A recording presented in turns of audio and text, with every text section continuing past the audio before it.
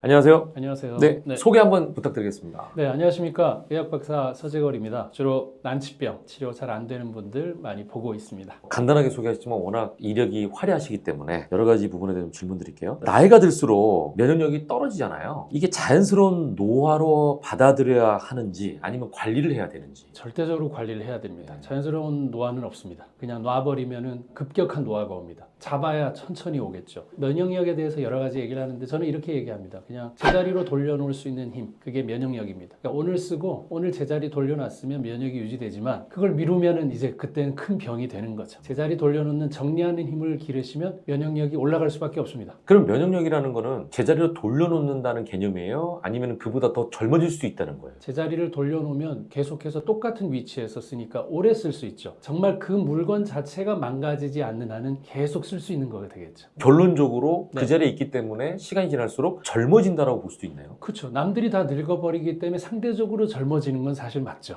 정리하지 않는 사람들은 급격하게 늙거든요. 그리고 위치를 찾지 못하면 문제가 되고, 예를 들어서 암세포도 딴 게 아닙니다. 약간 변질된 나, 그게 암세포예요. 내가 약간 변형이 됐어요. 그러면 우리 몸에서 그 변형된 거는 없애줘야지만 내가 살 수 있거든요. 근데 걔를 같이 끌고 안고 살고 있으면 결국은 암세포 덩어리가 될 수 있습니다. 그러니까 그런 걸 구분할 수 있는 힘은 원래 있었던 자리가 어딘지를 잘 아는 힘이 가장 중요한 겁니다. 그러네요. 내 네. 몸이 이게 암세포다라는 걸 알면 제자리로 돌아갈 텐데 네. 구분이 안 되면 암세포가 자라는 모르면 걸 걔한테 당합니다. 그 변질된 암세포한테. 내 세포였잖아요, 암세포도. 네네. 결국 그렇게 당하게 되어 있습니다. 자, 그래서 뭐 말씀하신 것처럼 면역력에 대한 중요성은 일반 분들도 많이 알고 계세요. 네. 근데 이제 평소에 면역력이 떨어졌다는 사실을 스스로 진단할 수 있다면 좋을 것 같은데 그 방법이 있습니까? 네, 뭐 여러 가지 방법이 있는데 뭐 가장 쉬운 거는 되게 피로하다, 그리고 염증이 옛날보다 훨씬 더 잘 생긴다, 그리고 급격하게 우울하다, 그리고 삶의 의미가 없다, 이런 걸 많이 느낄 때가 그냥 정신과 질환인 것처럼 생각이 들지만 일단은 면역력의 문제입니다. 면역에 문제가 있을 때 생기는 일입니다. 지금 말씀하신 것처럼 네. 사실은 이게 우울증이다라고 생각해서 정신적인 부분이라고 생각할 수도 있거든요. 옛날에는 우울증을 정신과 질환이라 그랬는데 이제는 다 밝혀져서 우울증이 면역질환이라고 밝혀져 있습니다. 우울증의 대표적인 약이 뭡니까? 항우울제인데 그게 세로토닌 나오게 하는 거거든요. 그 세로토닌 90% 어디서 만듭니까? 장에서 만들죠. 그러니까 세로토닌이 만들어지지 않아서 우울한데, 그 우울한 거는 장에 있는 면역력이 떨어져서 세로토닌을 그만큼 못 만들어낸 거거든요. 결론적으로는 면역이 떨어져서 우울한 사람이 훨씬 많은 거죠. 그럼 두 개가 구분이 되는 게 아니고 거기에 대한 개념이 바뀐 건가요? 네, 구분보다는 우선순위의 문제입니다. 그게 떨어져서 우울해진 사람들은 그걸 고치는 게 맞는데, 우리는 우울증 그러면 항우울제 이렇게 가버리기 때문에 치료할 어떤 찬스를 놓치고 있는 거죠. 예를 들어서 유익한 균을 많이 먹어본다거나 하는 걸 먼저 해보고 우울증을 고칠 수도 있어야 되는데, 무조건 우울증은 정신과 질환이야 이렇게 가버리면 위험하다는 겁니다. 지금 말씀하신 것처럼 면역 시스템이 그만큼 중요하다는 건데, 그러면 뭐 지금도 잠깐 말씀하셨지만 면역 시스템에 문제가 생긴다면은 여러 가지 증상이 나타날 것 같아요. 그 증상만 제대로 알아도 우리가 좀 경계심을 가질 것 같은데 어떤 증상이 나타날 수 있다고 생각할 수 있을까요? 일단은 가장 큰 거는 염증이 자주 재발되고, 염증 다음 단계가 통증이거든요. 이유 없이 아픈 거는 면역의 문제가 틀림없이 맞죠. 그리고 염증이 옛날보다 오랫동안 지속된다, 만성 염증이 된다, 이것도 내 면역력이 빨리빨리 해결하지 못하고 제자리에 못 갖다 놓으면 그게 쌓이게 되기 때문에 만성이라는 이름을 붙여서 염증이 되는 거거든요. 급성은 금방금방 해결이 되잖아요. 한 실험 연구 통해서 보면 대식세포라고 이제 면역세포가 있는데, 만성염증 있는 사람들은 움직이질 않아요. 움직이질 않으니까 잡아내질 못하는 거죠. 결국 대식세포나 이런 백혈구나 이런 것들을 움직이는 것도 면역의 힘이기 때문에, 일단은 염증이나 피로도나 통증이나 이런 게 많다면 내 면역이 떨어져 있다. 그리고 했던 말 또 하는 사람들은 진짜 면역력 체크해봐야 됩니다. 인지장애가 생긴 거죠. 본인이 한 말이 했던 말인지를 구분하지 못하고 있다. 그럼 이제 뇌에 나타난 어떤 면역 기능의 저하라고 볼 수 있습니다. 그래서 앞으로 치매가 될 수 있는 부분이 있죠. 인지장애 다음에 치매가 올 수 있으니까 결국 이런 것들을 예방하려면 면역부터, 머리부터 고친다가 아니라 면역부터 고쳐야 됩니다. 지금 말씀을 듣고 보면 우리 인간에게 나타나는 굉장히 많은 증상들 있잖아요. 네. 내 몸이 이상해진다라고 하는 증상들이 얼핏 다 면역이랑 관계된다라고 생각할 수 있을 것 같은 말씀이거든요. 그러니까 우리가 산소를 마셔야 살고 음식을 먹어야, 당분을 먹어야 사는 게 너무 뻔한 소리 같은데 그게 당연한 얘기인 것처럼, 시작은 우리가 음식이 들어왔는데 입으로 들어온 건 우리 몸에 들어온 게 아니죠. 소장을 통과해서 혈액으로 들어왔을 때만 우리 몸에 들어온 거거든요. 그러면 우리 몸에 어떤 게 들어왔느냐부터가 우리 몸에서 시작인데, 시작인데 그 시작이 잘못됐다가 우선순위가 돼야지만 질병을 치료할 수 있지 않겠습니까? 근데 질병은 이름이 많죠. 당뇨다 뭐다 뭐 혈압이다 이런 게 많지만 근본적인 치료는 외부에서 뭔가가 들어와서 우리 몸에서 잘못 일어난 일의 결과 아닐까요? 그렇다면 거기서 첫 관문이 결국 소장에 있는 여러 가지 유익한 균들이 충분하면 좋은 음식물이 들어올 거지만 그게 부족하면 좋은 음식물이 밖으로 나가버리고 안 좋은 게 들어와 버리면 그때부터 생기는 수많은 일들이 질병입니다. 그래서 면역이 우선적으로 검토돼야 됩니다. 말씀을 들어보면 모든 거의 베이스는 일단 면역이네요. 베이스죠. 모든 예. 게 다는 아니지만 기본은 이거부터 체크해 봐야 된다. 그건 확실히 맞습니다.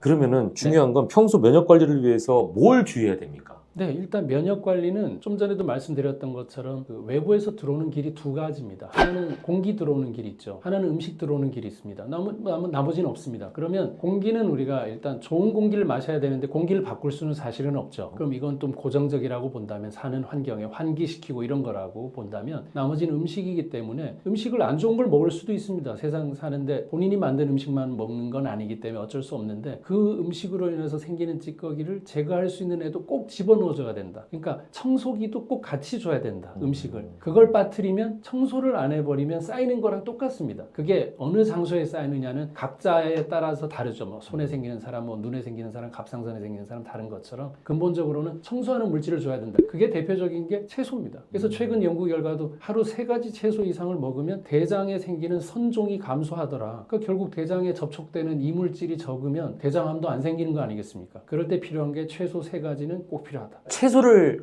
강조하셨잖아요. 네네. 음식이 중요하다 일단. 근데 장 건강을 아까 얘기하셨잖아요. 장 건강과 채소와 관련이 굉장히 많다는 말씀이신 거죠? 많죠. 채소가 우리 몸에 들어가면 장에 딱 들어가면 유익균들이 이 채소를 먹으면서 나오는 물질이 식초입니다. 그러니까 우리는 식초를 다이렉트로 먹을 수도 있지만 채소를 보내서 장에서 식초를 만들 수도 있습니다. 장에서 만들어지는 식초, 우리가 사실 초산이고 영어로 얘기하면 아세트산입니다. 그 아세트산이 장에 연료 공급을 하고 찌꺼기 제거하는 데 도움을 줍니다. 우리 손으로 장까지 손을 집어넣을 수는 없지만 그렇죠. 대신 대리인을 누굴 보낼 수는 있잖아요. 그 대리인이 바로 식초를 못 먹는다면 식이섬유, 둘 다 식이잖아요. 식. 네. 그러니까 식이섬유를 보내면 걔가 알아서 식초를 만들어줍니다. 그럼 식초가 다 알아서 하기 때문에 거기서 인슐린 조절이나 당 조절도 식초가 하거든요. 그러니까 당 조절하는 게 가장 중요하죠. 당분 조절하는 게 살도 안 찌고 비만도 예방하면서 당뇨 예방하면 모든 질환의 한 70% 이상은 당뇨 안 걸리는 겁니다. 그래서 굉장히 중요한 게 채소 먹는 건데 채소를 많이 먹어라가 아닙니다. 오늘도 먹었느냐만 중요합니다.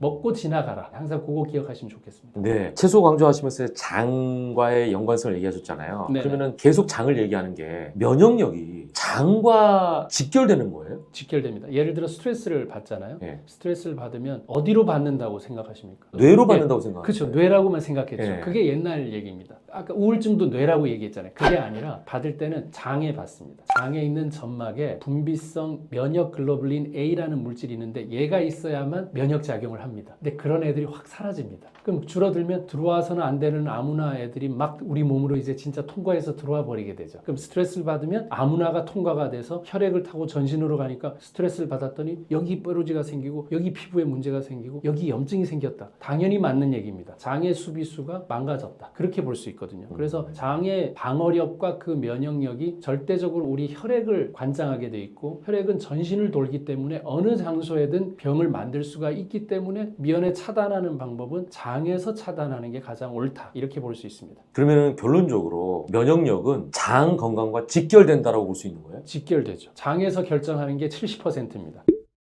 그렇다면 장 건강을 위해서 어떻게 하느냐가 중요할 것 같아요. 저도 지금까지 실천해 오고 있는데 장이 좋아하는 일을 하면 됩니다. 장이 필요한 일을 해주면 됩니다. 뭐냐 하면은 급작스러운 다이어트를 해서 너무 뭘 안 먹어버리면 장도 관이지 않습니까? 관. 내용물이 없으면 납작해져 있지 않겠어요? 당연히 납작해져 있습니다. 원래. 그 내용물 부피만큼 벌어지게 되어 있거든요. 그래서 너무 밥을 안 먹어버리면 내용물, 거리가 없어지기 때문에 변이 좋아지지 않고 가스가 주로 차게 되어 있습니다. 그래서 기본적으로 밥을 꼭 먹되 양 조절을 해야 되고 때를 잘 가려야 되거든요. 그래서 좀 공복하는 시간을 충분히 주고 먹을 수 있는 기회에는 밥과 단백질 반찬과 채소가 꼭 포함된 반찬으로 어우러지게만 먹으면 비록 좀 먹는 게 안 좋은 게 들어가더라도 이 채소가 꼭 노폐물 제거하는 역할을 해주기 때문에 우리한테 면죄부를 줄 수 있습니다. 그렇게 해서 조화롭게 탄수화물, 단백질, 지방이 딱 조화로운 거를 식사로 선택해서 드시는 게 가장 중요한 방법입니다. 그리고 저 박사님께서는 네. 장 건강도 굉장히 강조하시지만 네. 장 건강 이외에 다른 부분도 굉장히 강조하시더라고요. 네네네. 그게 바로 등 건강입니다. 이거는 좀 생소하거든요. 생소하시지만 사실 정말 당연한 일이거든요. 왜냐하면 뇌하고 연결하는 길이 두 가지인데 하나는 장에서 음식 들어왔네 하고 그만 드세요 하는 게 뇌랑 연결돼 있고 또 하나는 뇌랑 연결이 되려면 허공에다가 위장하고 뭐 다른 간하고 연결할 수 없으니까 뒤로 내려와서 뒤에 척수신경을 통해서 앞에 있는 장기들하고 연결되어 있습니다. 그걸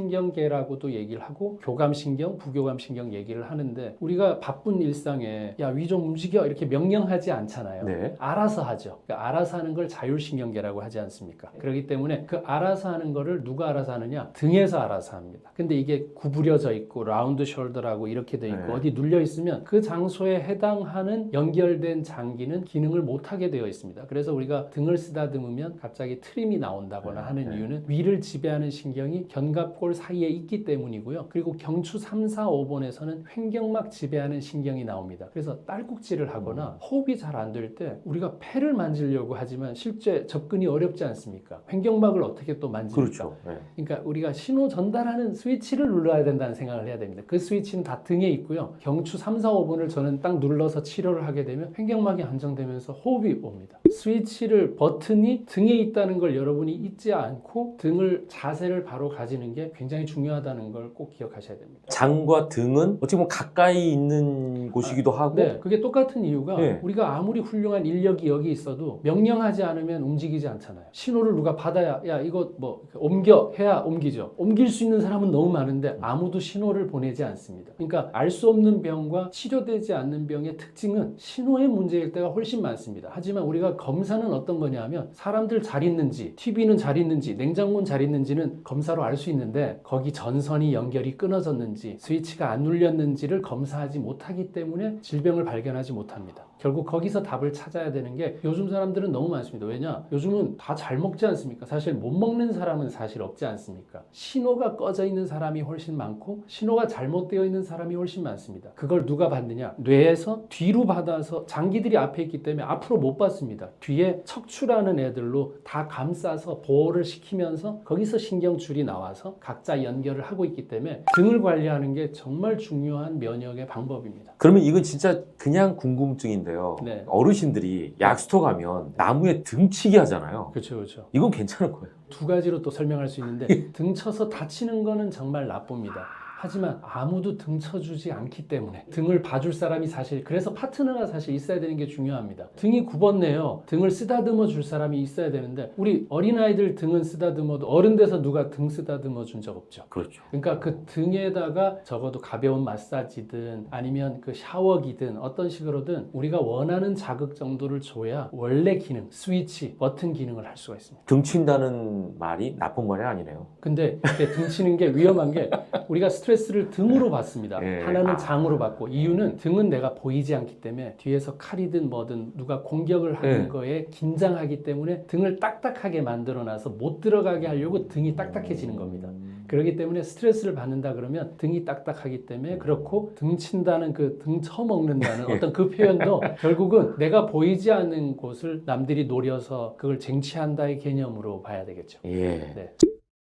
자, 그러면 현재 나의 등 상태가 괜찮은지 나쁜지 이건 어떻게 할 수가 있죠? 내가 등을 만져볼 수가 없잖아요. 제일 간단한 거는 벽에다 기댔는데 등이 많이 떠 있으면 일단 상태가 좋지 않습니다. 이 상태가 일자가 아닌 경우 사실 적당한 굴곡이 있어야 되죠. 경추도 만곡이 있고 요추도 예. 만곡이 있지만 우리가 스마트폰 시대에 너무 많이 구부려서 엎드려서 있는 사람들은 벽에다 딱 대면 거의 다 떠 있습니다. 머리가 다 앞에 가 있습니다. 그러니까 귀가 어깨선에 있어야 되거든요. 근데 거의 다 이렇게 빠져 있으니까 귀가 앞에 있습니다. 그러니까 내 귀가 어깨랑 나란하게 있는지를 확인하시는 게 일단은 중요합니다. 한쪽 다리를 들고 오래 버티기 서 있기를 할 수 있는 게 등이 좋은 사람들은 오래 서 있을 수 있는데 구부러진 사람들은 중심을 잡을 수가 없습니다. 우리가 또 라운드 숄더라 그래서 이렇게 말려 있잖아요. 근데 이게 뒤에서 봤을 때의 등이지 앞에서 보면 어떤 문제가 있냐면 갈비뼈가 늘어나면서 갈비뼈 사이사이를 우리가 늑간근이라 그래서 근육이 있는데 이게 많이 늘어날수록 폐활량이 좋아질 거 아닙니까? 네. 이게 말려 들어가면 호흡하는 걸 눌러서 방해를 하게 됩니다. 그럼 호흡이 잘 안 되죠. 그러니까 하루에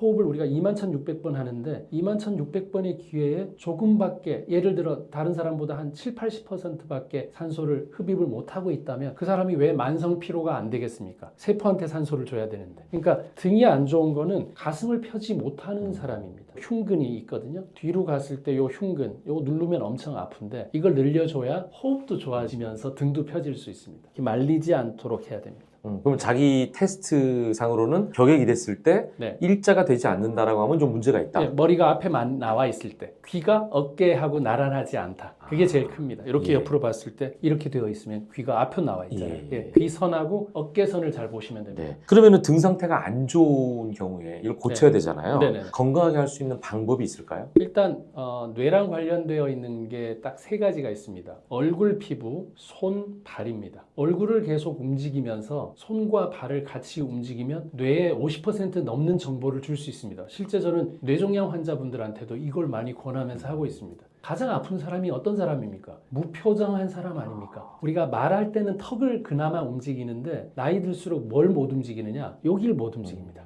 안녕하십니까? 입으로만 하죠. 이게 못 움직입니다. 그래서 나이가 드실수록 뭘 해야 되냐면 안녕하십니까를 해야 되는 이유가 여기 근육을 써야 됩니다. 상악골, 하악골인데 상악골을 거의 움직임들이 없습니다. 그러니까 이걸 쓰려고 말을 하거나 노래를 흥얼거리거나 다 좋고요. 저는 아오를 하는데 하면서 반대 손으로는 쇄골 바로 밑에 있는 소흉근을 누르면서 최대한 뒤로 보냅니다. 뒤로 갈 수 있어야 됩니다. 요 90도로 해서 뒤로 가면 이게 늘어나는 거거든요. 움직이는 근육이 딱 하나 있습니다. 여기를 잡으면 아오를 하면서 계속해서 누르면 뇌가 굉장히 활성화되고 앞으로 또 치매도 걱정이지 않습니까? 그런 것들을 막으려고 해도 이 세 가지 동작을 같이 하는 건 아주 도움이 될 수 있습니다. 그 동작만으로도 등 건강을 유지할 수 있다. 네, 우리 산소 호흡하는 것만으로도 살 수 있는데 대단한 일이 아니라 루틴을 만들어야 됩니다. 매일 하는 일, 10분이라도. 자, 우리 주변에 보면 네. 암 환자들이 너무나 많잖아요. 맞습니다. 사실 이렇게 암이 이렇게 흔한가 싶을 정도로 많은데 그러다 보니까 나도 혹시 암에 걸리면 어떡하지 이런 걱정이 있거든요. 암은 왜 생깁니까? 너무 기초적인 질문이면서 근본적인 질문인데요. 첫 번째, 암의 원인 30%는 음식, 나머지 30%는 흡연입니다. 5%가 유전입니다. 나머지가 있고요. 음식을 잘 먹고 담배를 안 피면 60%입니다. 대주주, 최대주주가 될 수 있습니다. 암 안 생기는데. 그러니까 그만큼 유전이기 때문에 나는 안 될 거야 라기보다는 잘못 먹어서 다른 습관 때문에 이제 이렇다는 걸 일단은 인정하시면 너무 좋을 것 같고요. 두 번째는 세포의 입장에서 생각 좀 해주셔야 됩니다. 세포 입장. 옛날에 우리가 관심 있었을 때는 동식물에 관심 있죠. 동물과 식물. 저도 좀 이게 노력을 많이 했던 분야지만 유산균과 이 미생물을 연구를 하게 되면서 이제 우리 국민들이 미생물을 알게 됐어요. 왜냐하면 유산균이라는 걸 알게 되셨으니까. 근데 요즘 MZ세대들은 뭐 하는지 아세요? 무생물을 좋아합니다. 무생물이요? 내가 다룰 수 있고 내가 부담 안 되고 내 마음대로 할 수 있는 대상. 그래서 반려돌이라는 것도 있습니다. 돌을 키웁니다. 좀 씁쓸한 면도 사실 있긴 하지만 그만큼 스트레스 받는 걸 미리 차단하는 세대가 되지 않았나 이런 생각이 듭니다. 그 설명을 드리는 이유가 세포 입장에서 한번 생각을 해야 된다는 얘기죠. 세포는 두 가지 형태로 죽습니다. 하나는 죽을 때 돼서 죽는 거. 그걸 자연사라고 합니다. 그러면 어떻게 되느냐? 세포 안에 있었던 물질들을 다 재활용할 수 있습니다. 그럼 우리 몸에서 전혀 부담이 없죠. 다시 쓰면 되니까. 선풍기도 그냥 다시 쓰면 됩니다. 근데 염증으로 죽을 때는 터져서 죽습니다. 재활용이 안 됩니다. 그럼 우리 몸에서 어떻게 해야 되느냐? 다시 만들어내야 됩니다. 다시 만들어내야 될 때 생기는 걸 돌연변이라고 합니다. 그러니까 염증으로 많이 죽는 타입의 사람이라면 자기 세포가 돌연변이 일으킬 만한 확률이 많아진다는 뜻입니다. 그래서 제자리 갖다 놓는 힘이 왜 지난번에도 한번 말씀드렸던 것처럼 정리를 하면 활용을 할 수 있지만 정리 안 된 건 다시 사야 됩니다. 옷장에 안 보이는 거 다시 사지 않습니까? 그렇죠. 정리 안 될 때는. 예. 일단 세포가 염증으로 죽게 만들어서 우리가 자꾸 세포 분열할 기회를 많이 가지게 되면 돌연변이가 뭐 1000분의 1이나 100만 분의 1 정도로 생길 수 있는 확률이 높으니까 그때는 암으로 갈 확률이 높죠. 세포가 자연사할 수 있도록 내가 내 세포에 도와주는 게 암을 예방하는 가장 중요한 방법입니다. 그러니까 내 세포가 자연스럽게 늙고 죽을 수 있도록 하는 게 암을 방지하는. 걔가 일 다 하고 네. 자기 죽을 만한 세포들도 다 수명이 다 다르지 않습니까? 그렇죠. 때 돼서 죽은 거는 문제가 없습니다. 하지만 네. 급하게 죽는 거는 다쳤다, 스트레스를 받았다, 염증 생기는 거는 급하게 만들어내야 됩니다. 그게 문제입니다. 그러면은 자연스럽게 세포가 생을 마감하면 좋겠지만 그러지 못한 경우에 이제 암이 생긴다고 말씀하셨잖아요. 그 암이 생긴 경우도 네. 초기에 발견하면 우리가 쉽게 치료할 수 있다고 생각을 하는데 맞습니다. 어떻게 하면 암을 빨리 발견할 수 있습니까? 물론 이제 건강검진이라는 게 있긴 한데요. 일단은 건강검진이 제일 중요하다고 봐지죠. 왜냐하면 정돈하면서 사실 게 아니니까. 막 살다가 걱정이 돼서 검진을 받으신다면 검진이라도 정확하게 받아야죠. 두 번째는 가까운 어떤 병원에 주치의처럼 상담할 수 있는 선생님을 꼭 둬야 됩니다. 그게 없으면 주변에 물어봐서 답 안 나옵니다. 잘못된 치료도 할 수 있습니다. 그래서 병원에 선생님이 다 나하고 궁합이 맞지는 않지만 어떤 궁합 맞는 선생님을 잘 만들어서 내 상태를 이렇게 시리즈로 좀 얘기해 줄 수 있는 선생님을 꼭 마련해 두는 게 좋겠다. 아니면 어떻게 오셨어요? 밖에 없죠. 처음 보는 우리 환자분밖에 없으면 또 새로운 얘기를 해야 되니까 이해할 시간이 없습니다. 마지막으로는 이제 가까운 지인들을 둬야 됩니다. 혼자서는 자기 병을 발견할 수가 없습니다. 너 요즘 이상한데? 너 말이 요즘 옛날보다 어눌한데? 이렇게 해서 발견되지 않습니까? 본인이 본인을 제일 모를 수가 있습니다. 병에 대해서는. 지인들을 통해서 얼리 디텍션이라 그러죠. 조기 발견할 수 있는 거. 그리고 나머지는 정말 습관을 매일같이 루틴을 가지고 하는 방법. 그게 사실은 제일 중요합니다. 자, 이제 암 종류가 너무 많잖아요. 그래서 뭐 하나하나 걱정하면 너무 두렵기도 한데 그 중에 특별히 주의해야 할 암이 있을까요? 예를 들자면 어린 나이에도 걸릴 수 있는 확률이 높다든지 또는 가족력 때문에 쉽게 걸릴 수 있다든지 뭐 이런 요소에 의해서 주의해야 할 암 네. 뭐라고 생각하세요? 주의해야 할 암과 돈 많이 드는 암과 좀 다른 개념이어서 말씀을 드리면 우리가 암 통계를 우리나라도 쭉 보면 어릴 때는 딴 게 없습니다. 백혈병, 갑상선암, 그 다음에 유방암입니다. 그러니까 다른 암이 웬만큼은 안 생깁니다. 20세인데 대장암입니다. 있을 수 있죠. 저도 그런 환자 고등학교 3학년 암 보긴 했었지만 이건 지금 확률적인 통계적인 문제니까 젊을 때는 백혈병, 젊은 나이가 지나면 어린 나이에도 갑상선암 많이 옵니다. 그 다음에 유방암입니다. 그 다음에 같이 늘어가는 게 대장암, 위암. 그래서 우리가 위암 검사는 40세부터 하고 대장암 검사는 50세부터 하는 이유가 그 나이 때부터 많아지기 때문에 하는 건데 점점 당겨지고 있습니다. 그래서 대장암도 지금은 45세, 40세 때 내시경 해보라고 얘기를 하고 있거든요. 일단은 위암 대장암은 내시경으로 발견할 수 있는데 가성비에 대한 문제, 돈이 많이 들고 하는 문제는 역시 췌장암이나 폐암 같은 겁니다. 사망률도 너무 높고 그리고 치료 기간도 또 치료 성적도 제일 안 좋은 게 아직까지는 그렇습니다. 그러면 췌장하고 폐암 안 걸리려면 대표적인 거는 흡연을 안 해야지 되겠고 대표적인 겁니다. 췌장암이면 그래도 본인이 할 수 있는 건 당뇨 안 걸려 있어야 됩니다. 그러니까 이 두 가지는 적어도 하면 그걸 예방되지만 그 다 하면서 발견 안 될 수 없나요? 하기는 되게 복잡한 얘기가 될 수 있습니다. 폐암, 췌장암이 그래도 결과가 안 좋고 성적이 안 좋은 암이라고 볼 수 있겠습니다. 말씀 들어보니까 나이에 따라서 좀 주의해야 될 암이 달라집니다. 달라진다.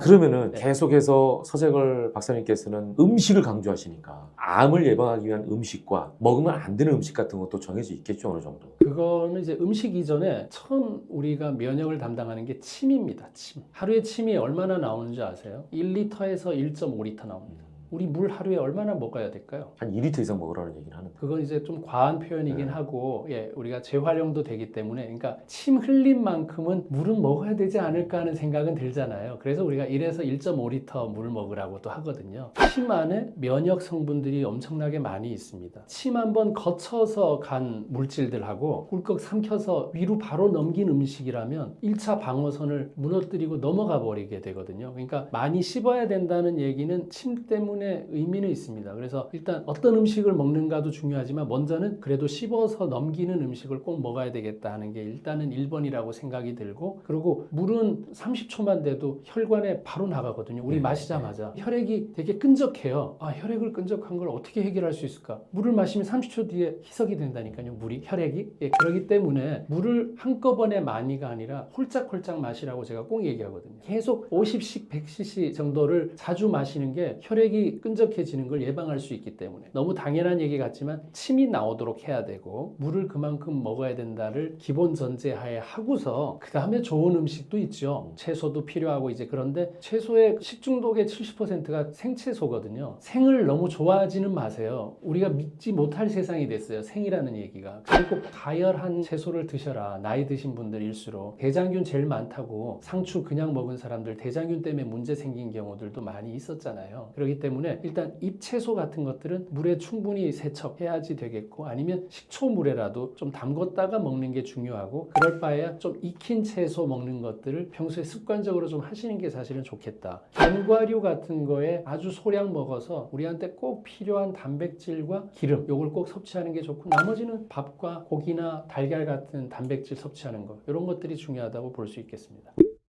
우리가 흔히 암과 관련해서 가공식품 얘기 많이 하거든요. 그러니까 먹지 말아야 할 음식 중에 넘버원으로 가공식품 꼽는 경우가 많은데 이건 왜 나쁜 거예요? 떠나서 가공식품은 일단은 산성화시키는 식품이 많습니다. 일단 가공됐으니까 본연의 물질이 아니면 우리 몸에서는 여러 가지 일을 해야 되니까 에너지를 많이 써야 됩니다, 실제. 그렇기 때문에 가공식품은 우리 몸을 산성화시키는 물질의 대표적인 것 때문에 1번이고, 뭐 그 안에 불순물이나 이런 것들도 있겠죠. 근데 더 중요한 건 그겁니다. 가공식품만 위주로 먹고 있다는 게 돼버리기 때문에 문제입니다. 가끔 가공식품이 아니라 주로 다 패스트푸드나 밖에서 사 먹고 있다면 거기에 뭐 나트륨이든 뭐 설탕이든 너무 많은 것들이 유해한 부분이 많이 있기 때문에 일단은 비율을 줄여야 됩니다. 3일에 한 번 정도 가공식품이 들어간 정도 먹는 비율이면 나쁘진 않다. 근데 매일 먹고 있다면 쌓이면 암이 된다니까요. 암이 바로 안 생깁니다, 절대. 여러분들의 꾸준한 노력이 있어야 암도 생기는 겁니다. 역설적이네요. 꾸준하게 하면 뭐 시험도 통과할 수도 있지만 반대도 꾸준한 게 뭐가 답을 이룹니다. 중단해야 될 때 빨리 중단하셔야 됩니다. 요즘에 그 간헐적 단식도 유행이잖아요. 그리고 네네. 이제 내 공복 상태를 좀 늘리기 위한 방법으로도 간헐적 단식이라는 걸 하게 되는데 이거는 암과 관련해서는 괜찮은 방법이에요? 아니면 이 습관이 별론가요? 효과는 괜찮은데 좀 구체적인 설명을 드려야 되는데, 최근에는 이제 면역 관문 억제제라 그래서 면역 항암제라는 게 나왔습니다. 옛날에는 항암제라는 게 세포를 일방적으로 공격해서 정상 세포도 한 30%를 공격하니까 머리카락도 빠지고 여러 가지 부작용이 많았는데, 네. 요즘은 면역 항암제라고 나왔는데, 그게 뭐냐면 면역 세포하고 암 세포가 손을 잡습니다, 이렇게. 근데 암 세포가 손을 내밀어요. 그걸 관문이라 그러거든요. 요 손을 내미는 순간 면역 세포가 기능을 상실해 버립니다. 요걸 잡지 않게 만드는 게 면역 항암제입니다. 그래서 제가 왜 이 면역 항암제 얘기를 하냐 하면은, 면역 항암제처럼 아무나 하고 손 잡으면 안 되는 게 이겁니다. 바로 암세포가 손을 내밀기 때문에. 그러네요. 예. 자, 그래서 이 손을 안 잡게 하려면 공복 시간을 반드시 둬야 됩니다. 그래서 간헐적 단식이라는 워딩이나 문구가 중요한 게 아니라, 정확하게 하루에 공복 시간을 꼭 가지게 되면 공복할 때 이런 치유가 일어나거든요. 염증 없애고 잘못된 거 고치는데, 계속 먹고 있는데 언제 고칩니까 도대체? 소화하기 바쁜데. 그러면 이게 간헐적으로 네. 공복을 하는 것 자체가 잠자는 거랑 비슷하네요. 똑같습니다. 잠을 자야 되고 잠자는 시간 앞뒤로는 아무것도 안 먹어야 된다를 하면 그냥 공복이 되는데, 너무 간단한데 그걸 굳이 이름을 붙여서 간헐적인 단식이라고 표현하는데, 저는 12시간에서 16시간 공복을 하고 있거든요. 굶고 있지 않습니다. 저녁 먹고 나면 일절 뭘 안 먹고 그 다음날 아침 넘어서 밥을 먹습니다. 이게 공복입니다. 간헐적이고 뭐고 할 필요도 없습니다. 잠잘 때 자게 내버려 두고 먹을 땐 집중해서 먹고를 뚜렷하게 하는 게 사실 암 생기는 것도 예방할 수 있고 하는데 굉장히 도움이 되는 식단입니다. 그럼 지금 암 예방을 위해서 주의해야 할 식사 방법 중에 네. 최고는 공복 시간을 늘려라, 이렇게 정리할 수 있을까요? 공복 시간을 늘리는 것도 있고 공복을 유지하는 게 훨씬 중요합니다. 46세 이후로는 많게는 18시간 공복하고 6시간 내에 다 먹어라도 있고요. 16시간 대 8시간. 그리고 나이가 66세가 넘어가면 12시간 대 12시간. 그러니까 저녁 6시에 먹었다면 아침 6시까지는 아무것도 먹지 마라. 근데 12시간 안에 실컷 먹지 않습니까, 우리가? 공복을 하거나 두 끼를 먹어서 브런치로 넘어가면 18시간 공복이 됩니다. 그렇게 해서 내 장기도 좀 아껴 쓰고 쉬는 동안에 얘도 일 좀 하게 만들어주면 암세포도 제거하고 훨씬 좋은데, 먹으면 소화하느라고 에너지 다 써야 됩니다. 그러면 청소 못합니다. 옷을 계속 사는데 언제 옷을 입습니까? 옷만 사고 있잖아요. 옷 입을 시간도 줘야죠. 그 균형이 깨진 게 결국 암세포로 가는 원인이 되기 때문에 그 균형을 맞추는 게 가장 중요합니다.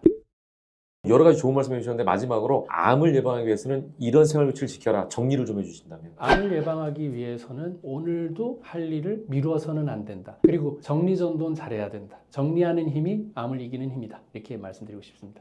우리나라 최고의 발명품들이 많이 있습니다만 그 중에 하나가 믹스커피인 것 같아요. 맞습니다. 우리나라만 있는 믹스커피. 이게 맞습니다. 이제 식사 후에는 자연스럽게 땡기는 경우가 많은데, 많은 분들이 믹스커피는 몸에 안 좋다, 이런 말 하거든요. 실제로 그런가요? 그럼 제가 그런 질문 해보고 싶습니다. 돈이 몸에 안 좋습니까? 너무 좋죠. 좋죠. 그러면 사람들은 그러죠. 또 너무 많으면 안 좋다. 돈도 적당히 있어야 된다. 모든 게 양하고 상관이 있습니다. 그러니까 믹스커피 자체가 나쁘다고 볼 수 없습니다. 그거 위주로만 먹고 있다면 문제가 될 수는 있겠죠. 믹스커피 믹스커피에 들어있는 게 그냥 커피면서 추가로 더 들어있다는 게 딱 두 가지가 문제가 될 수 있습니다. 설탕하고 프림입니다. 근데 설탕 5g 들어있습니다. 그리고 프림은 야자유입니다. 야자유. 그렇기 때문에 야자유가 좋은 식물성 포화지방이어서 우리 몸에 도움이 되고 LDL이나 또 HDL 같이 올린다는 얘기도 있고, 이제 라우르산이라고 그 안에 들어가 있는데 중성지방 이런 것들이 있어서 포화지방인데, 그런 것들이 있어서 장점이 분명히 있긴 있는데, 문제는 믹스커피는 왠지 설탕하고 뭐가 많이 들어있을 것 같다는 걸 씌워서 나쁘다고 얘기하는 부분도 사실 없지 않아 있습니다. 근데 결국 커피의 작용은 똑같이 하고 있습니다. 양이 중요하다. 적당히 먹으면 괜찮다. 이런 말씀이시네요. 네네. 그러면 제가 순서를 정해보겠습니다. 네. 제일 좋은 커피는 블랙커피입니다. 아메리카노. 네. 여러분들이 아시는. 두 번째가 시럽 안 들어간 카페라떼. 세 번째가 믹스커피. 네 번째는 시럽 넣은 카페라떼. 시럽이 들어가는 순간 믹스커피를 압도하는 설탕의 문제가 생길 수 있습니다. 그렇기 때문에 나는 믹스커피는 안 먹고 카페라떼를 먹어. 그 말에 모순이 있지 않습니까? 믹스커피도 적당히 먹으면 큰 문제는 없다라고 말씀드리고 싶습니다. 커피 안에 뭐가 들어가느냐가 중요한 거네요. 추가가 뭐가 있는지가 중요한데, 추가를 많이 할수록 나빠집니다. 캐러멜 마키아토가 최악이네요. 그렇죠. 그리고 칼로리도 엄청 높습니다. 실제 믹스커피 한 포의 칼로리가 50kcal입니다. 카페라떼보다는 적습니다. 그러니까 뭐가 문제가 되는지를 잘 봐야죠. 근데 우리는 보통 비판을 할 때 뭐가 묻었다, 얘는 전체가 다 나쁘다라고 표현하기 쉬운데, 다른 사람은 더 많은 게 묻어 있을 수도 있습니다. 결국은 믹스커피를 몇 잔을 하루에 먹느냐, 이런 게 더 중요하겠죠. 또 그리고 어떤 분들은 아까 말씀하신 아메리카노, 커피만을 마시면은 네. 적당량일 경우에 건강에 도움도 된다, 이렇게도 얘기하거든요. 완전 도움됩니다. 암 예방에 대한 연구도 굉장히 많고, 커피가 이제 당 조절하는 데도 도움이 될 수 있고, 간암에 대해서는 연구 결과가 충분히 있었고요. 또 우리가 스트레스를 많이 받았을 때 도파민이나 이런 것들이 이제 나오게 자극할 수 있는 것도 커피에 있는 여러 물질이 있습니다. 그래서 우리가 커피 그러면 카페인만 생각하는데, 네. 카페인 말고 폴리페놀이 엄청 많이 들어 있습니다. 이 폴리페놀이 결국 그런 일들을 여러 가지 하기 때문에 도움을 줄 수 있습니다.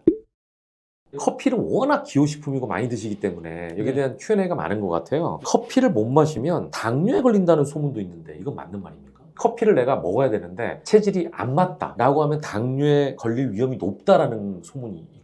그거는 좀 와전된 거라고 그래요? 볼 수 있고, 커피에 있는 폴리페놀들이 인슐린 저항성을 낮추는 데 도움을 줄 수는 있습니다. 근데 문제는 그러면 왕창 먹어야지로 전환되기 때문에 문제지, 그 성분들도 일정히 도움이 되는데, 오히려 커피를 못 마셔서 스트레스를 해결하지 못하고 있다면, 스트레스를 받으면 우리 몸에서 스트레스 호르몬 콜티졸이 나오면 혈당을 올리게 돼 있거든요. 그런 게 더 나쁠 수는 사실은 있죠.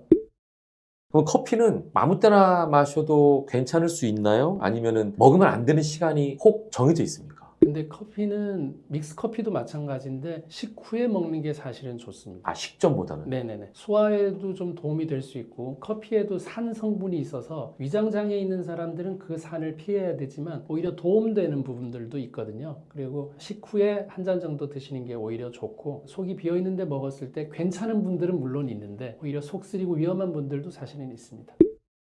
그리고 가장 이제 관심 있는 부분이 바로 이 부분인데, 박사님께서 개발한 믹스커피 건강하게 마시는 방법이 있다고 하더라고요. 네네. 사실 믹스커피를 먹지 말라는 분들이 많거든요. 네. 어떻게 마시는 게 건강하게 먹는 방법일까요? 근데 뭐 저는 하지 말라 소리를 잘 안 하는 편이라, 할 테면 이렇게 해라 뭐 이런 걸 좀 좋아하는 사람입니다. 저도 믹스커피는 매일 먹진 않지만 식후에 한두 잔 먹을 수 있는데, 두 가지 방법이 있습니다. 하나는 누룽지 넣어서 먹는 겁니다. 누룽지가 옛날에는 전기밥솥이 아니었으니까 무조건 밑에는 좀 노랗게 되어 있잖아요. 그래서 바비 브라운이라는 농담도 있잖아요. 그런 부분이 항산화 역할이나 소화제 역할을 하고 있기 때문에 침이 탄수화물 분해 효소를 갖고 있는 것처럼, 오히려 그 누룽지에서 덱스트린이나 이런 것들이 소화작용하는데 오히려 도움을 주기 때문에 우리가 식사 끝나고 숭늉을 찾았던 게 그냥은 아니었다, 이유가 반드시 있었다, 이렇게 생각이 들고, 그거를 이왕 믹스커피를 먹을 때 제가 아까 말씀드렸죠. 식사 후에 먹는 게 좋다고. 그럴 거면 그 커피를 믹스커피로 먹을 때 누룽지를 같이 해서 먹는 건 오히려 도움이 될 수 있겠다, 이렇게 해서 한 가지 얘기했고, 또 한 가지는 카레의 원료가 되는 강황하고 울금. 근데 인도에서는 거의 강황을 재배하고 우리나라는 거의 울금을 재배하고 있거든요. 진도라는 곳에서 울금 재배가 18년 전에 처음 됐는데, 울금은 확실히 암, 비만, 당뇨, 만성염증 개선에 도움이 될 수 있고 콜레스테롤에도 도움이 될 수가 있거든요. 그러니까 이왕 드시는데 좀 구수하게 먹고 싶다는 게 있으면 누룽지 맛도 괜찮고, 저는 울금을 워낙 오랫동안 먹고 있기 때문에 울금도 넣어서 먹는 것도 도움이 될 수 있습니다.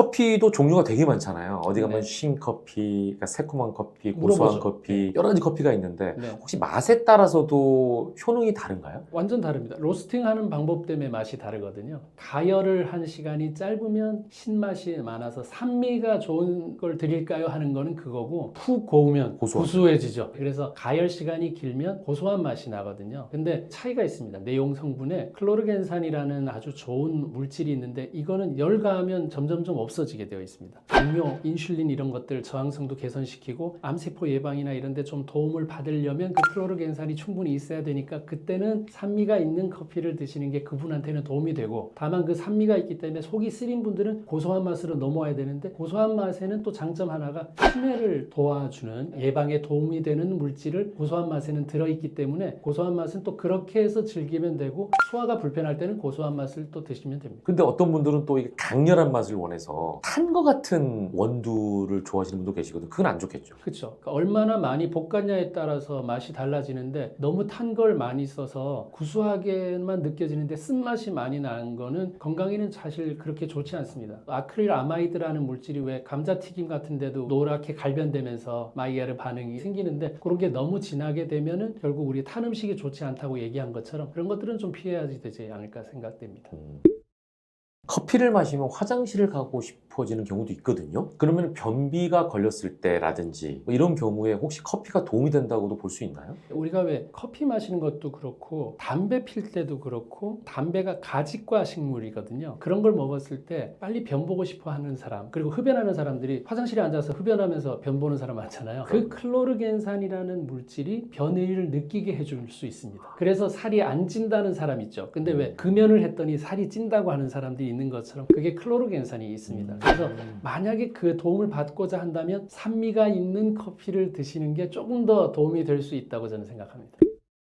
마지막으로 커피를 좋아하는, 네. 대부분 대한민국 사람이 커피를 좋아하니까 주의사항이라든지 하시고 싶은 말씀으로 마무리해 주시면 좋을 것 같아요. 커피는 저도 하루에 한두 잔은 꼭 먹습니다. 왜냐하면 먹는 게 장점이 분명히 있습니다. 4잔, 5잔 넘어갈수록 다시 단점이 나오기 시작합니다. 그래서 하루에 2-3잔 먹는 거에서는 전혀 부담 느끼지 말고, 소화나 이런 데 문제 없다면 얼마든지 드셔도 된다. 하지만 커피라고 할 때는 커피가 바로 블랙커피가 진짜 커피니까 순수한 커피 위주로 먹었을 때 누리는 장점들이 더 많다. 설탕과 또 시럽이 많이 들어가면 전혀 커피 맛 설탕이 될 수 있습니다. 그래서 진짜 커피를 2-3잔 정도 하루에 즐기는 거는 즐겁게 얼마든지 드실 수 있습니다. 안녕하세요. 안녕하세요. 네, 소개 한번 부탁드리겠습니다. 네, 안녕하십니까. 의학박사 서재걸입니다. 주로 난치병 치료 잘 안 되는 분들 많이 보고 있습니다. 간단하게 소개하셨지만 워낙 이력이 화려하시기 때문에 여러 가지 부분에 대해서 질문 드릴게요. 나이가 들수록 면역력이 떨어지잖아요. 이게 자연스러운 노화로 받아들여야 하는지 아니면 관리를 해야 되는지. 절대적으로 관리를 해야 됩니다. 네. 자연스러운 노화는 없습니다. 그냥 놔버리면은 급격한 노화가 옵니다. 잡아야 천천히 오겠죠. 면역력에 대해서 여러 가지 얘기를 하는데 저는 이렇게 얘기합니다. 그냥 제자리로 돌려놓을 수 있는 힘, 그게 면역력입니다. 그러니까 오늘 쓰고 오늘 제자리 돌려놨으면 면역이 유지되지만, 그걸 미루면은 이제 그때는 큰 병이 되는 거죠. 제자리 돌려놓는 정리하는 힘을 기르시면 면역력이 올라갈 수밖에 없습니다. 그럼 면역력이라는 거는 제자리로 돌려놓는다는 개념이에요? 아니면 그보다 더 젊어질 수 있다는 거예요? 제자리를 돌려놓으면 계속해서 똑같은 위치에서 쓰니까 오래 쓸 수 있죠. 정말 그 물건 자체가 망가지지 않는 한은 계속 쓸 수 있는 거가 되겠죠. 결론적으로 네. 그 자리에 있기 때문에 시간이 지날수록 젊어진다라고 볼 수도 있나요? 그렇죠. 남들이 다 늙어버리기 때문에 상대적으로 젊어지는 건 사실 맞죠. 정리하지 않는 사람들은 급격하게 늙거든요. 그리고 위치를 찾지 못하면 문제가 되고, 예를 들어서 암세포도 딴 게 아닙니다. 약간 변질된 나, 그게 암세포예요. 내가 약간 변형이 됐어요. 그러면 우리 몸에서 그 변형된 거는 없애줘야지만 내가 살 수 있거든요. 근데 걔를 같이 끌고 안고 살고 있으면 결국은 암세포 덩어리가 될 수 있습니다. 그러니까 그런 걸 구분할 수 있는 힘은 원래 있었던 자리가 어딘지를 잘 아는 힘이 가장 중요한 겁니다. 그러네요. 내 네. 몸이 이게 암세포다라는 걸 알면 제자리로 돌아갈 텐데 네. 구분이 안 되면 암세포가 자라는 모르면 걸 걔한테 당합니다. 그 변질된 암세포한테. 내 세포였잖아요. 암세포도. 네네. 결국 그렇게 당하게 돼 있습니다.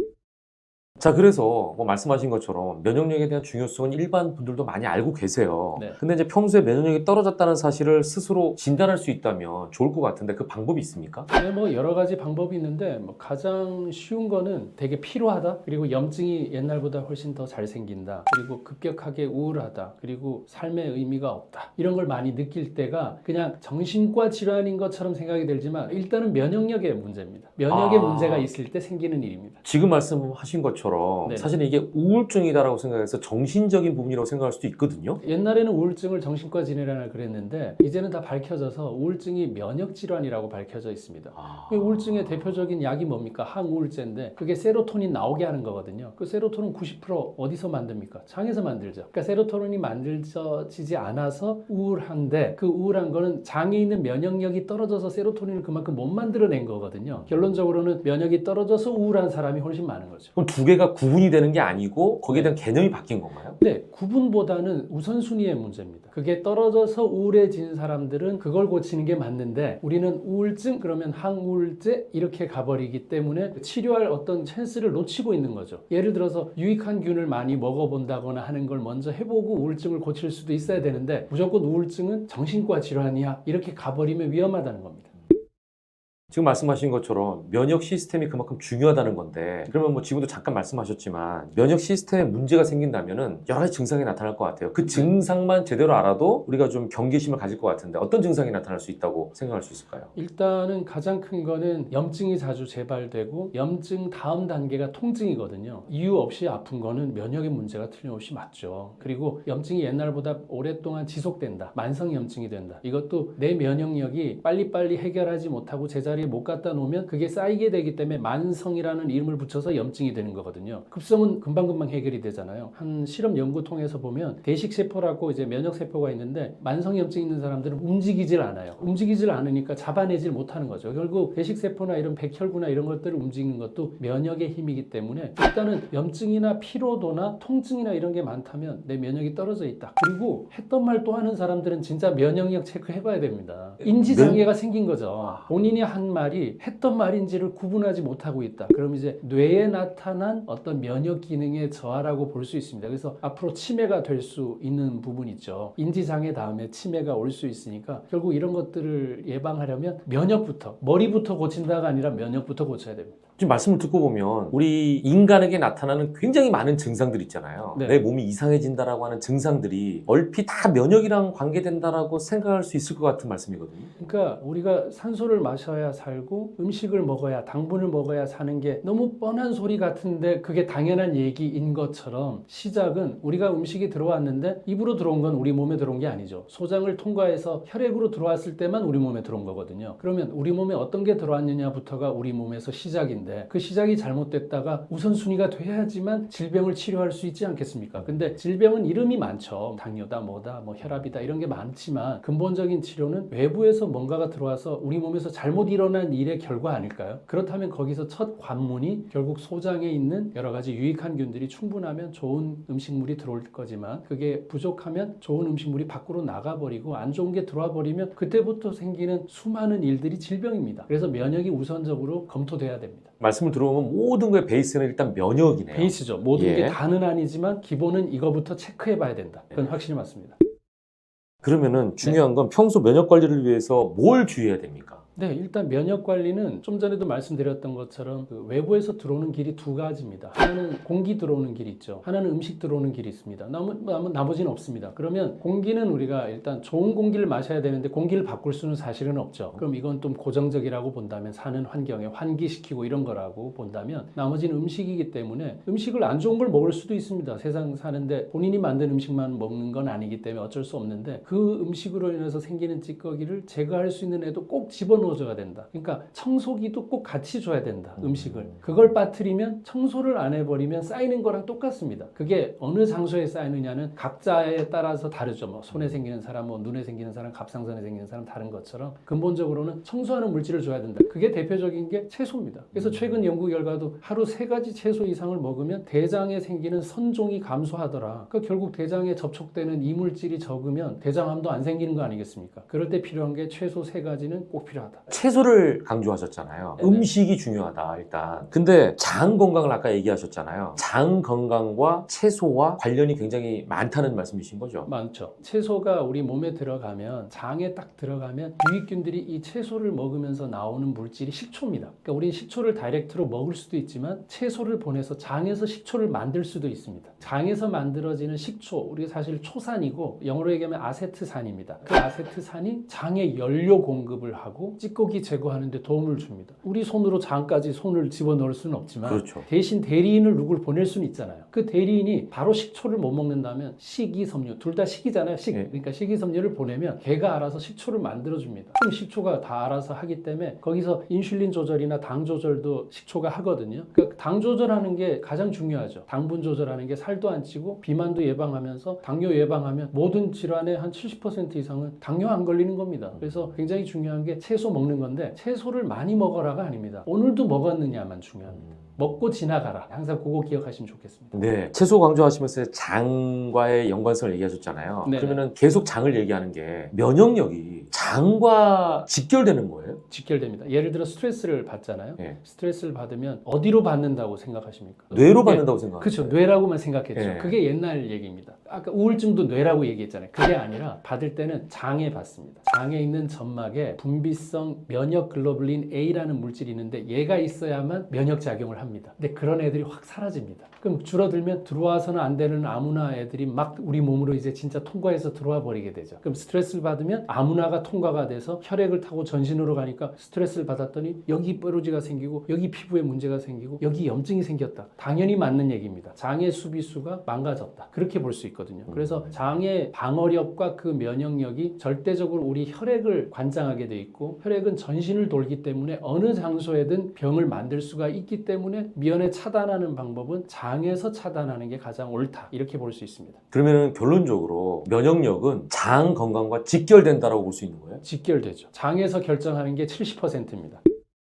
그렇다면 장 건강을 위해서 어떻게 하느냐가 중요할 것 같아요. 저도 지금까지 실천해 오고 있는데 장이 좋아하는 일을 하면 됩니다. 장이 필요한 일을 해주면 됩니다. 뭐냐 하면은 급작스런 다이어트를 해서 너무 뭘 안 먹어버리면 장도 관이지 않습니까? 관. 내용물이 없으면 납작해져 있지 않겠어요? 당연히 납작해져 있습니다. 원래. 그 내용물 부피만큼 벌어지게 되어 있거든요. 그래서 너무 밥을 안 먹어버리면 내용물, 거리가 없어지기 때문에 변이 좋아지지 않고 가스가 주로 차게 되어 있습니다. 그래서 기본적으로 밥을 꼭 먹되 양 조절을 해야 되고 때를 잘 가려야 되거든요. 그래서 좀 공복하는 시간을 충분히 주고 먹을 수 있는 기회에는 밥과 단백질 반찬과 채소가 꼭 포함된 반찬으로 어우러지게만 먹으면 비록 좀 먹는 게 안 좋은 게 들어가더라도 이 채소가 꼭 노폐물 제거하는 역할을 해주기 때문에 우리한테 면죄부를 줄 수 있습니다. 그렇게 해서 조화롭게 탄수화물, 단백질, 지방이 딱 조화로운 거를 식사로 선택해서 드시는 게 가장 중요한 방법입니다. 그리고 저 박사님께서는 네. 장 건강도 굉장히 강조하시지만 네. 장 건강 이외에 다른 부분도 굉장히 강조하시더라고요. 네네네. 그게 바로 등 건강입니다. 이거는 좀 생소하거든요. 생소하시지만 사실 정말 당연한 일이거든요. 왜냐하면 뇌하고 연결하는 길이 두 가지인데 하나는 장에서 음식 들어왔네 하고 그만 드세요 하는 게 뇌랑 연결돼 있고 또 하나는 뇌랑 연결이 되려면 허공에다가 위장하고 뭐 다른 간하고 연결할 수 없으니까 뒤로 내려와서 뒤에 척수신경을 통해서 앞에 있는 장기들하고 연결되어 있습니다. 그걸 자율신경계라고도 얘기를 하고 교감신경, 부교감신경 얘기를 하는데 우리가 바쁜 일상에 야, 위 좀 움직여 이렇게 명령하지 않잖아요. 네. 알아서 하죠. 그러니까 알아서 하는 걸 자율신경계라고 하지 않습니까? 그렇기 때문에 그 알아서 하는 거를 누가 알아서 하느냐? 등에서 알아서 합니다. 근데 이게 구부려져 있고 라운드 숄더라고 이렇게 돼 있고 네. 어디 눌려 있으면 그 장소에 해당하는 연결된 장기는 기능을 못하게 되어 있습니다. 그래서 우리가 등을 쓰다듬으면 갑자기 트림이 나온다거나 네. 하는 네. 이유는 위를 지배하는 신경이 견갑골 사이에 있기 때문이고요. 그리고 경추 3, 4, 5번에서는 횡격막 지배하는 신경이 나옵니다. 그래서 딸꾹질을 하거나 호흡이 잘 안 될 때 우리가 폐를 만지려고 하지만 실제 접근이 어렵지 않습니까? 횡격막을 어떻게 또 만집니까? 그렇죠. 네. 그러니까 우리가 신호 전달하는 스위치를 눌러야 된다는 생각을 해야 됩니다. 그 스위치는 다 등에 있고요. 경추 3, 4, 5번을 저는 딱 눌러서 치료를 하게 되면 횡격막이 안정되면서 호흡이 옵니다. 스위치를 버튼이 등에 있다는 걸 여러분이 잊지 않고 등을 자세를 바로 가지는 게 굉장히 중요하다는 걸 꼭 기억하셔야 됩니다. 장과 등은 어떻게 보면 가까이 있는 곳이기도 하고 네, 그게 똑같은 이유가 네. 우리 우리가 아무리 훌륭한 인력이 여기 있어도 명령하지 않으면 움직이지 않잖아요. 신호를 누가 받아야 야 이거 뭐 옮겨 해야 옮기죠. 옮길 수 있는 사람은 너무 많은데 아무도 신호를 보내지 않습니다. 그러니까 알 수 없는 병과 치료되지 않는 병의 특징은 신호의 문제일 때가 훨씬 많습니다. 하지만 우리가 검사는 어떤 거냐면 사람들 잘 있는지, TV는 잘 있는지, 냉장고는 잘 있는지는 검사로 알 수 있는데 거기 전선이 연결이 끊어졌는지, 스위치가 안 눌렸는지를 검사하지 못하기 때문에 질병을 발견하지 못합니다. 결국 거기서 답을 찾아야 되는 게 요즘 사람들은 너무 많습니다. 왜냐? 요즘은 다 잘 먹지 않습니까? 사실 못 먹는 사람은 사실 없지 않습니까? 신호가 꺼져 있는 사람이 훨씬 많고 신호가 잘못되어 있는 사람이 훨씬 많습니다. 그걸 누가 받느냐? 뇌에서 뒤로 받아서 장기들이 앞에 있기 때문에 앞으로 못 받습니다. 뒤에 척추라는 애들로 다 감싸서 보호를 시키면서 거기서 신경줄이 나와서 각자 연결을 하고 있기 때문에 등을 관리하는 게 정말 중요한 면역의 방법입니다. 그러면 이건 진짜 그냥 궁금증인데요.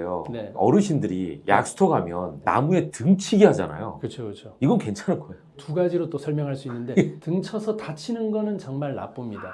하지만 아무도 등 쳐주지 않기 때문에 등을 봐줄 사람이 사실 그래서 파트너가 사실 있어야 되는 게 중요합니다. 등이 굽었네요. 등을 쓰다듬어 줄 사람이 있어야 되는데 우리 어린아이들 등은 쓰다듬어도 어른 돼서 누가 등 쓰다듬어 준 적 없죠. 그렇죠. 그러니까 그 등에다가 적어도 가벼운 마사지든 아니면 그 샤워기든 어떤 식으로든 우리가 원하는 자극 정도를 줘야 원래 기능, 스위치, 버튼 기능을 할 수가 있습니다. 등친다는 말이 나쁜 말이 아니네요. 근데 이렇게 등 치는 게 위험한 게 우리가 스트레스를 등으로 받습니다. 예. 하나는 장으로 받고 이유는 등은 내가 보이지 않기 때문에 뒤에서 칼이든 뭐든 누가 공격을 하는 예. 거에 긴장하기 때문에 등을 딱딱하게 만들어놔서 못 들어가게 하려고 등이 딱딱해지는 겁니다.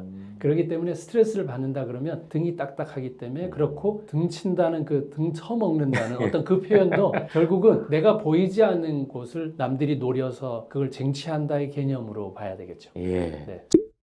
자, 그러면 현재 나의 등 상태가 괜찮은지 나쁜지 이건 어떻게 알 수가 있죠? 내가 등을 만져볼 수가 없잖아요. 제일 간단한 거는 벽에다 기댔는데 등이 많이 떠 있으면 일단 상태가 좋지 않습니다. 이 상태가 일자가 아닌 경우 사실 적당한 굴곡이 있어야 되죠. 경추도 만곡이 있고 요추도 만곡이 있지만 우리가 스마트폰 시대에 너무 많이 구부려서 엎드려서 있는 사람들은 벽에다 딱 대면 거의 다 떠 있습니다. 머리가 다 앞에 가 있습니다. 그러니까 귀가 어깨선에 있어야 되거든요. 근데 거의 다 이렇게 빠져 있으니까 귀가 앞에 있습니다. 그러니까 내 귀가 어깨랑 나란하게 있는지를 확인하시는 게 일단은 중요합니다. 한쪽 다리를 들고 오래 버티기 서 있기를 할 수 있는 게 등이 좋은 사람들은 오래 서 있을 수 있는데 구부러진 사람들은 중심을 잡을 수가 없습니다. 우리가 또 라운드 숄더라 그래서 이렇게 말려 있잖아요. 근데 이게 뒤에서 봤을 때의 등이지 앞에서 보면 어떤 문제가 있냐면 갈비뼈가 늘어나면서 갈비뼈 사이사이를 우리가 늑간근이라 그래서 근육이 있는데 이게 많이 늘어날수록 폐활량이 좋아질 거 아닙니까? 네. 이게 말려 들어가면 호흡하는 걸 눌러서 방해를 하게 됩니다. 그럼 호흡이 잘 안 되죠. 하루에 호흡을 우리가 21,600번 하는데 21,600번의 기회에 조금밖에 예를 들어 다른 사람보다 한 7, 80%밖에 산소를 흡입을 못하고 있다면 그 사람이 왜 만성 피로가 안 되겠습니까? 세포한테 산소를 줘야 되는데. 그러니까 등이 안 좋은 거는 가슴을 펴지 못하는 사람입니다. 흉근이 있거든요. 뒤로 갔을 때 요 흉근, 요 누르면 엄청 아픈데 이걸 늘려줘야 호흡도 좋아지면서 등도 펴질 수 있습니다. 말리지 않도록 해야 됩니다. 그럼 자기 테스트 상으로는 벽에 기댔을 때 네. 일자가 되지 않는다라고 하면 좀 문제가 있다. 네, 머리가 앞에만 나와 있을 때 귀가 어깨하고 나란하지 않다. 그게 제일 큽니다. 이렇게 예. 옆으로 봤을 때 이렇게 되어 있으면 귀가 앞에 나와 있잖아요. 예. 예, 귀선하고 어깨선을 잘 보시면 됩니다. 네. 그러면은 등 상태가 안 좋은 경우에 이걸 고쳐야 되잖아요. 네네. 건강하게 할 수 있는 방법이 있을까요? 일단 뇌랑 관련되어 있는 게 딱 세 가지가 있습니다. 얼굴 피부, 손, 발입니다. 얼굴을 계속 움직이면서 손과 발을 같이 움직이면 뇌에 50% 넘는 정보를 줄 수 있습니다. 실제 저는 뇌종양 환자분들한테도 이걸 많이 권하면서 하고 있습니다. 가장 아픈 사람이 어떤 사람입니까? 무표정한 사람 아닙니까? 우리가 말할 때는 턱을 그나마 움직이는데 나이 들수록 뭘 못 움직이느냐? 여기를 못 움직입니다. 안녕하십니까? 입으로만 하죠. 이게 못 움직입니다. 그래서 나이가 드실수록 뭘 해야 되냐면 안녕하십니까를 해야 되는 이유가 여기 근육을 써야 됩니다. 상악골, 하악골인데 상악골을 거의 움직임들이 없습니다. 그러니까 이걸 쓰려고 말을 하거나 노래를 흥얼거리거나 다 좋고요. 저는 아오를 하는데 하면서 반대 손으로는 쇄골 바로 밑에 있는 소흉근을 누르면서 최대한 뒤로 보냅니다. 뒤로 갈 수 있어야 됩니다. 요 90도로 해서 뒤로 가면 이게 늘어나는 거거든요. 움직이는 근육이 딱 하나 있습니다. 여기를 잡으면 아오를 하면서 계속해서 누르면 뇌가 굉장히 활성화되고 앞으로 또 치매도 걱정이지 않습니까? 그런 것들을 막으려고 해도 이 세 가지 동작을 같이 하는 건 아주 도움이 될 수 있습니다. 그 동작만으로도 등 건강을 유지할 수 있다. 네, 우리 산소 호흡하는 것만으로도 살 수 있는데 대단한 일이 아니라 루틴을 만들어야 됩니다. 매일 하는 일, 10분이라도.